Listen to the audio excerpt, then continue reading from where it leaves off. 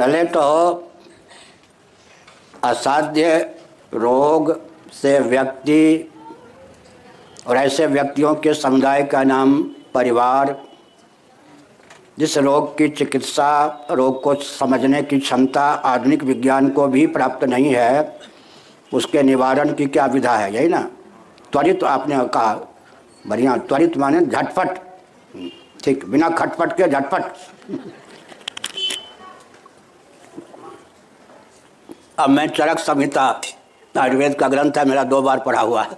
एक बार तो दिल्ली में छोटी आयु में गर्मी के दिनों में पढ़ा, एक कल्याण को लिख देना था, पूरी चरक संहिता फिर पढ़ने का अवसर मिला। पहले तो इस जन्म के प्रमाद से वह असाध्य रोग प्राप्त हुआ है या उसमें 100% प्रारब्ध का ही हाथ है, इसकी जानकारी अपेक्षित है। उसमें मैं संकेत करता हूँ, जिस साधन में, जिस मंत्र में, जिस देवी देवता के पूजन में, समर्चा में जो शास्त्रीय विधा से अधिकृत नहीं हैं, वे कदाचित ऐसे मंत्र, देवता, तंत्र आदि से खेल करते हैं तो असाध्य रोग उनको होता है। अयुक्त आहार, विहार और व्यवहार, गीता 6ठा अध्याय, के कारण भी असाध्य रोग होता है। बहुत से असाध्य रोग तो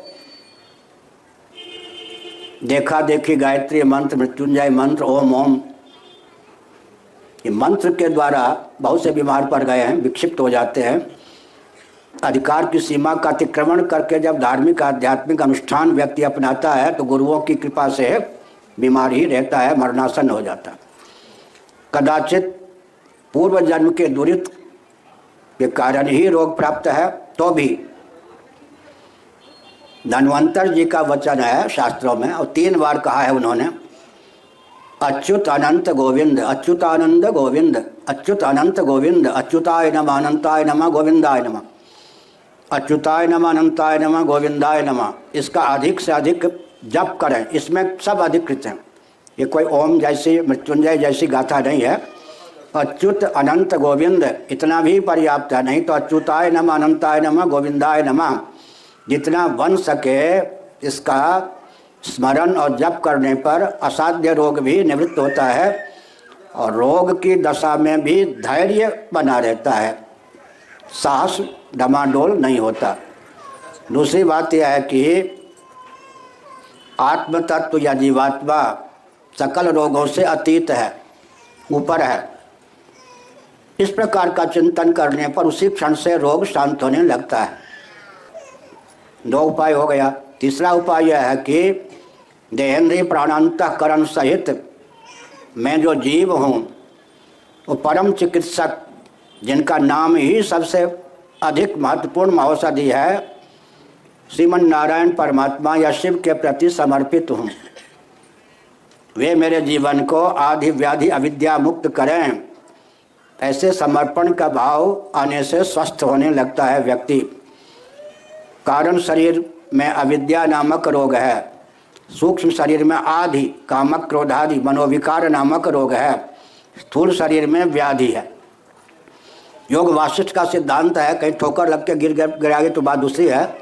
वात पत पित्त कफ की प्रधानता से जो रोग होते हैं उनको व्याधि कहते हैं, स्थूल शरीर की प्रधानता से।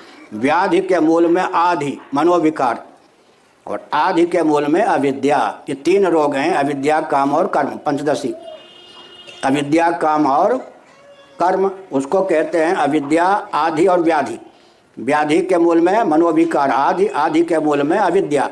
अविद्या, आदि और व्याधि तीनों रोगों का निवारण भगवान नाम, शिव शिव, या मैंने कहा अच्युत अनंत गोविंद, अच्युत अनंत गोविंद, देय सद्य फल।